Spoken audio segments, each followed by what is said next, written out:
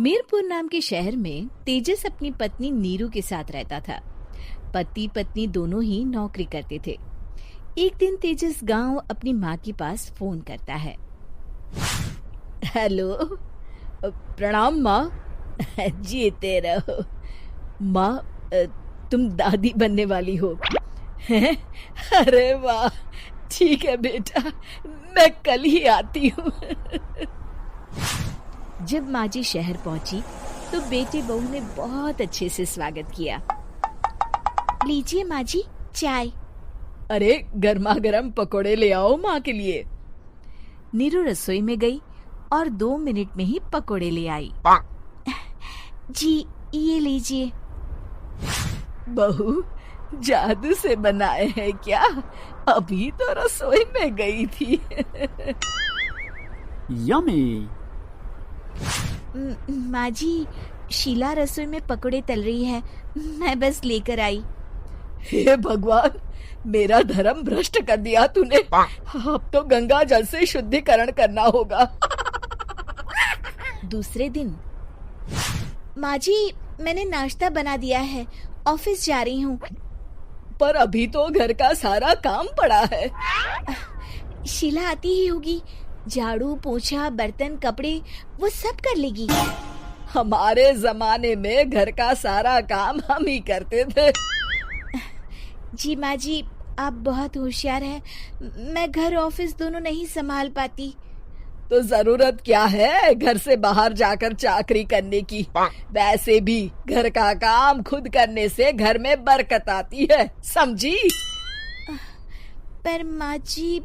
पर वर कुछ नहीं, इस महीने की पगार मिले फिर ऑफिस बंद है। हाँ। रात को नीरू तेजस से कहती है, सुनिए जी, माँ जी बोल रही थी कि मैं नौकरी छोड़ दूं। वैसे ठीक ही तो है, अभी तुम्हें आराम की जरूरत है। फिर भी आराम कहाँ, शीला को छुड़ाने के लिए बोल रही थी। तो अब 24 घंटे में इतना काम तो कर ही सकती हो। पर जॉब पसंद है मुझे, घर पर मन नहीं लगेगा। अगले दिन जब दोनों ऑफिस के लिए निकल रहे थे, मेरी तो कोई कीमत ही नहीं है इस घर में। माँ जी, आजकल महंगाई बहुत है, रहन सहन भी बदल गया है, दोनों नौकरी करते हैं तभी ठीक रहता है। अच्छा, तू कहना क्या चाहती है?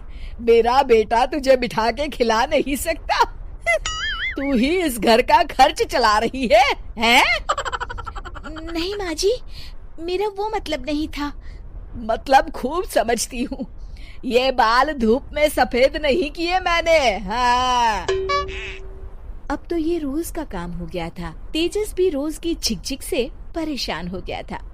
एक दिन उसने कहा, नीरू, वैसे भी तुम्हें मैटरनिटी लीव मिलने वाली है, तो अभी से ही छुट्टी ले लो। पर क्या, मेरी सैलरी अच्छी खासी है। आखिर नीरू ने रिजाइन कर दिया। जब बच्चा हुआ तो घर में सब बहुत खुश हुए। कुछ दिनों बाद तेजस फाइल देख रहा था। क्या हुआ तेजस, कुछ परेशान लग रहे हो?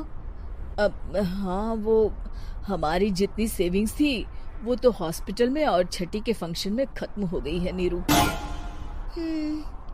और अभी वैसे मंदी चल रही है तो मैं बोल रही थी कल मुन्ना को हेपेटाइटिस का टीका लगवाना है। नीरू, क्या पोस्टपोन नहीं कर सकते? नहीं जी, बिल्कुल नहीं। अब तेजस को समझ में आ रहा था कि उससे गलती हुई है। पैसों की कमी का असर घर के माहौल पर भी पड़ रहा था। अगले दिन, बेटा मेरा चश्मा और ये दवाइयाँ ले आना, पर्चा देते हुए माँ जी ने कहा। जी। तेजस, मुन्ना के लिए दूध का डिब्बा और डायपर भी ले आना, और ये किराने के सामान की लिस्ट है, इसे भी लाना है। तेजस गुस्से में लिस्ट मरोड़कर फेंकता है और चिल्लाता है, पैसे क्या पेड़ पर उगते हैं? ये ले आना, वो ले आना। अरे पर ये जरूरत का सामान ही है। वो गुस्से में बिना कुछ कहे ऑफिस चला गया। अरे लंच तो ले जाइए। नीरू दौड़कर डिब्बा पकड़ाती है एक दिन खाना खाने के बाद, नीरू, अब तो मुन्ना कुछ बड़ा हो गया, तो अब तुम वापस ज्वाइन कर लो ना जॉब। पर इस रिसेशन में जॉब मिलना बहुत मुश्किल है। ट्राई तो करो। फिर मुन्ना?